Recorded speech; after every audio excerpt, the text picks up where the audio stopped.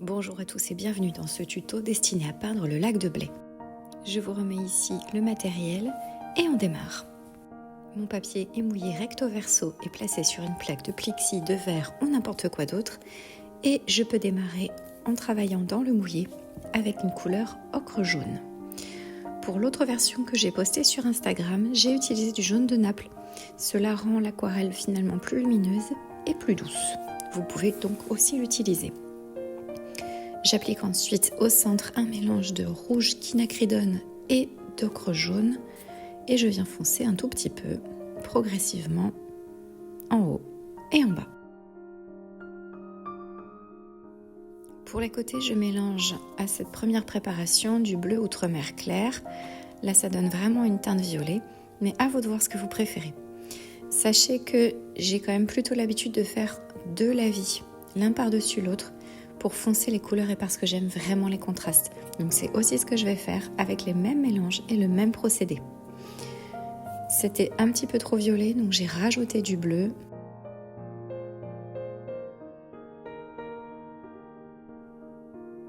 Pour peindre dans l'humide, c'est important de prendre la couleur, mais de penser aussi à sécher un peu votre pinceau sur un linge.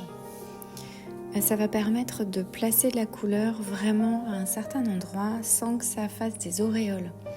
Parce que si vous peignez dans l'humide, il faut que votre pinceau soit toujours un peu plus sec que votre papier. Et d'autant plus que ça permet vraiment de placer les pigments là où on veut, ils migrent moins, c'est beaucoup plus joli.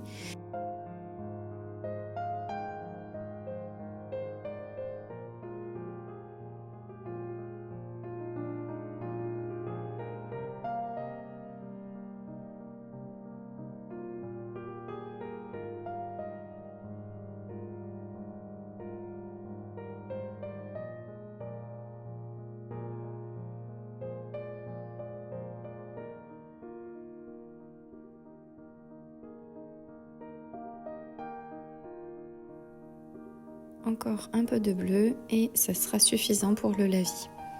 Donc je fais bien attention à ce que les couleurs se mélangent.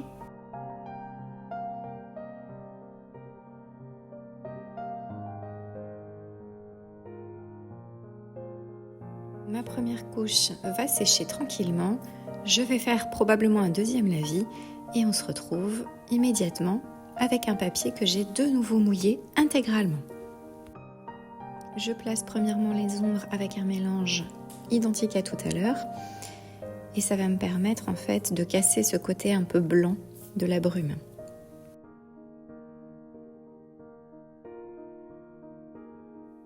Mon papier est encore bien humide et pareil, toujours avec mon pinceau plat, je place les premières couleurs des montagnes en miroir, d'abord dans le ciel et puis sur l'eau.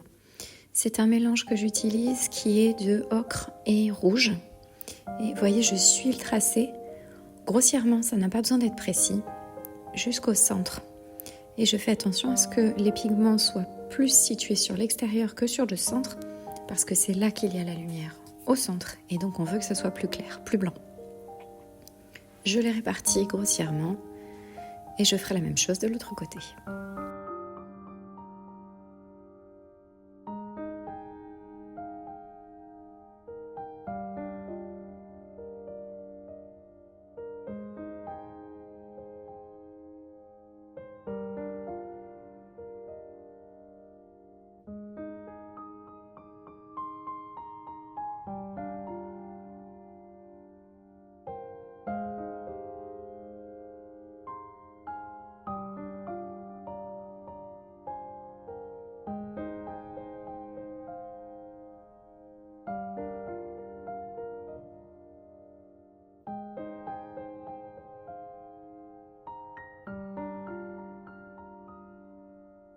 Ma base pour les montagnes en arrière-plan est prête. J'enlève un peu de matière pour retrouver un tout petit peu de blanc parce que là je trouve que c'est trop foncé. Et pour ça, je prends mon pinceau sec et je le passe sur le papier tout simplement. Ça va permettre de localiser la brume aussi. Et vous allez voir qu'on va retirer régulièrement du pigment.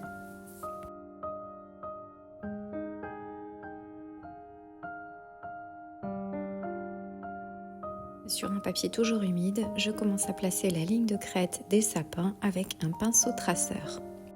Cette couleur est obtenue à partir d'un mélange de sépia, de bleu outremer et d'une pointe de bleu d'hydrantrène si vous voulez foncer le tout. Je réalise ici cette opération sur un papier humide. Sachez que ça peut aussi se faire sur papier sec, le résultat sera beaucoup plus net et moins flou.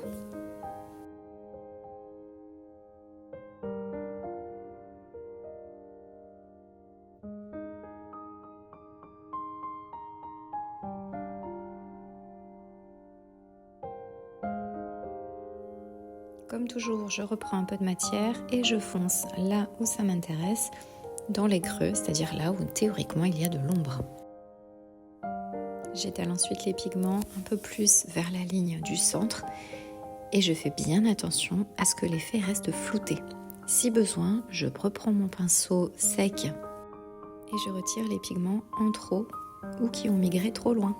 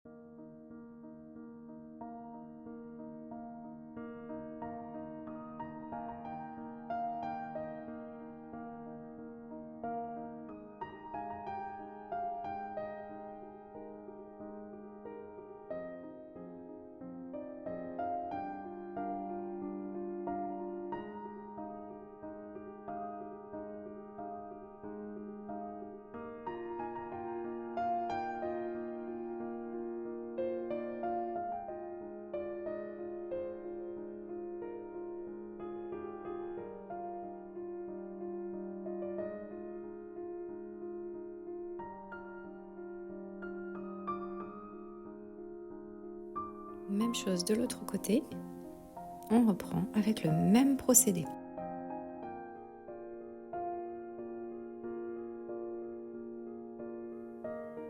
J'utilise un pinceau traceur parce que j'aime vraiment sa finesse. Ça peut tout à fait donner l'illusion, en faisant des petits mouvements, d'avoir des arbres ou des sapins. Là j'ai utilisé ce pinceau parce que je l'adore en ce moment, mais ça marche aussi avec un pinceau fin à bourron.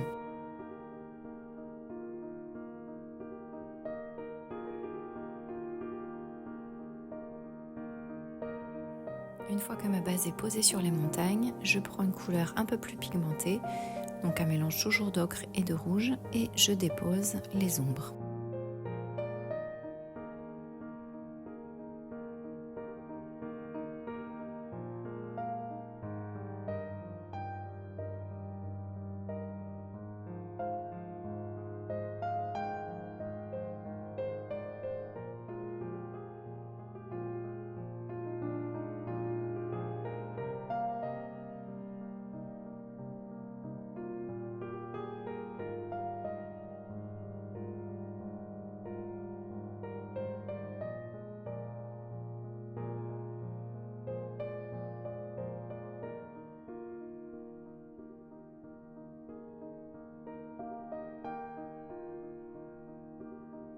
Même chose de l'autre côté où je rajoute quand même dans le mélange un peu de bleu pour foncer encore un peu parce que de ce côté c'est plus sombre.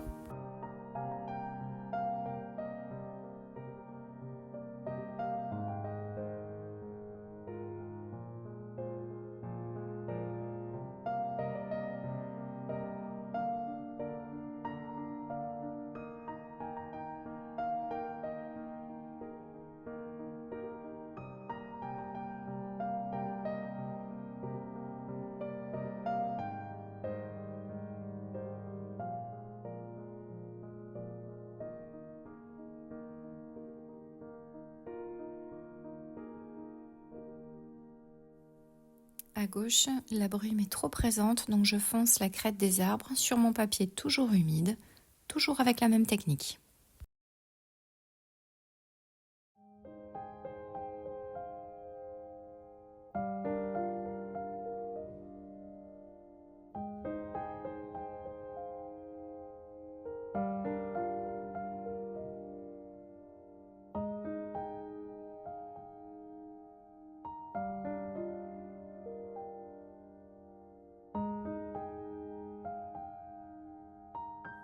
un zoom pour y voir mieux et c'est parti pour tracer les bâtiments au centre.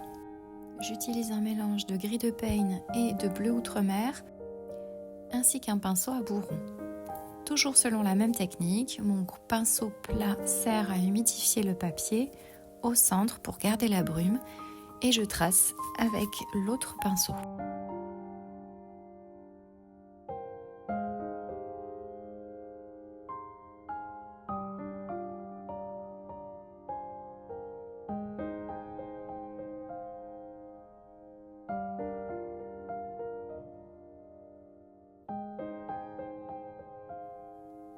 J'aime un peu trop les contrastes, donc j'en profite pour repasser un petit coup sur les arbres à droite, à gauche et en bas.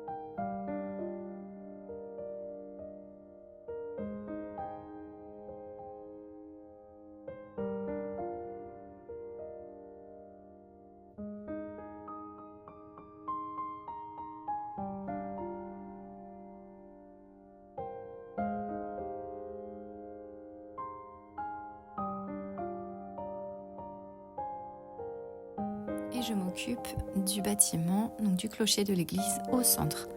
C'est un mélange d'ocre et de rouge quinacridone. Je trace mon pilier et puis après je vais venir l'habiller avec des ombres en bleu outre-mer, gris de Payne.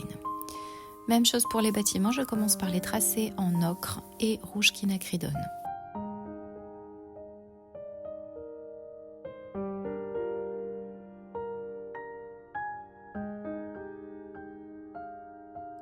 Quelques touches au hasard et ça deviendra des arbres. Et même chose, je trace à la surface et sur le reflet en même temps. Ça me permet d'avoir à peu près la même couleur.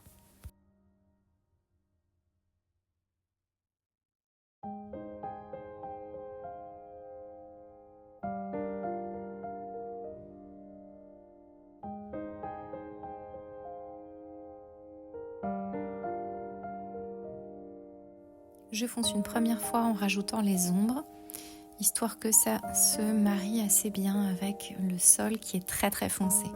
Et puis progressivement, je vais venir foncer avec de plus en plus de gris de Payne et de plus en plus de bleu outre-mer.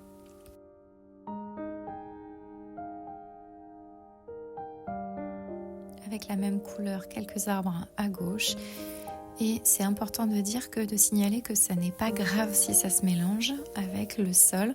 De toute façon, ça a vocation vraiment à être plus foncé de ce côté-là, parce que moi je vois le soleil de l'autre côté.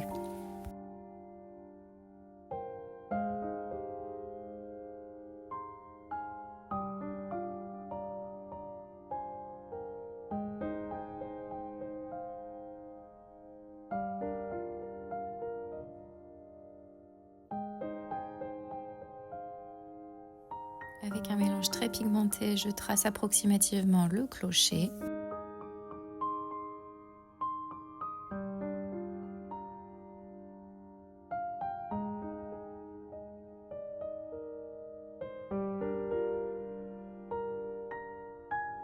Et je m'en sers aussi pour ombrer le côté gauche des bâtiments. Donc mes bâtiments sont encore très humides et je trace quelques lignes vraiment sur le côté. Et le mélange va faire que ça va sombrer à peu près naturellement. Et progressivement, je vais foncer jusqu'à avoir une ligne de base qui me convient.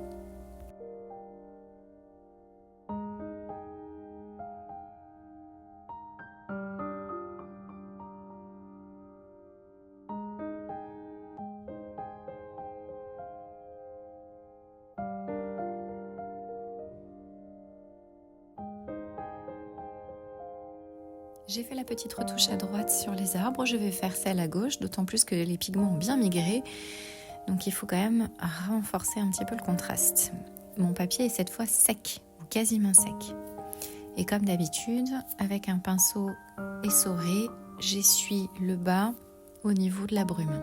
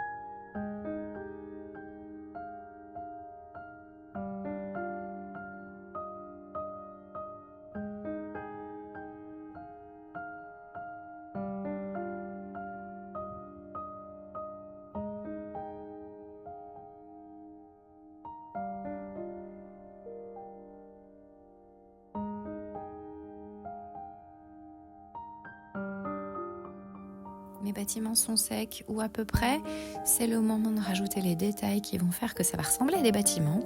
Avec mon pinceau traceur quasiment du gris de paille pur, je trace donc les ombres des bâtiments. Sur la gauche, j'ombre encore davantage les arbres et puis j'en fais un petit peu d'autres.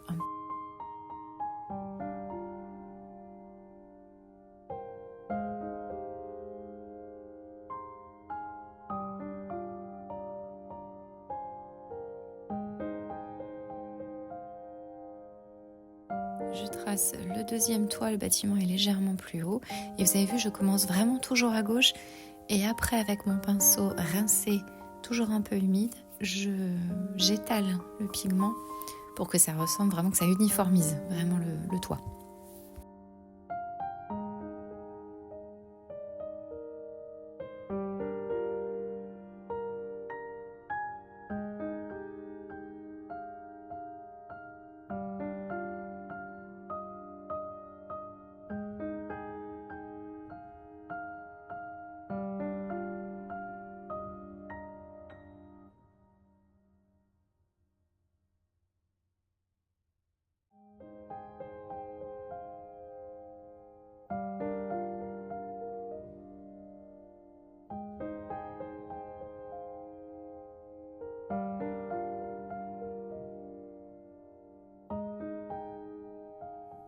On n'oublie pas les détails sur le clocher. Même chose, la couleur la plus foncée, je la place à gauche. Donc selon une petite ligne, je retrace le clocher un peu plus proprement que ce que c'était. Une deuxième ligne pour venir marquer la façade. Je place les fenêtres et on est pas mal.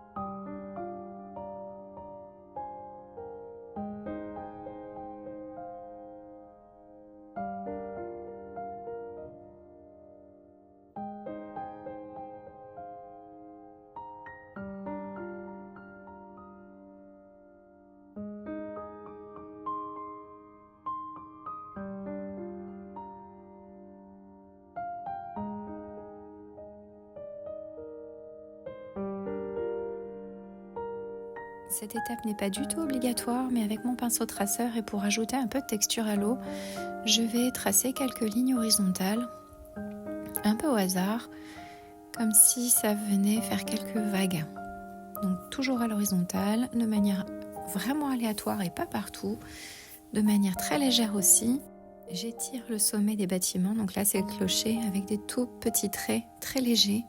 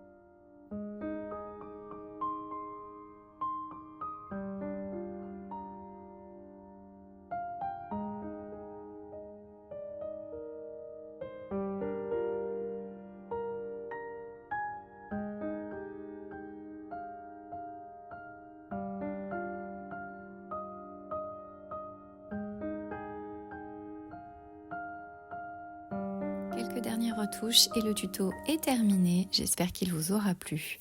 À très bientôt.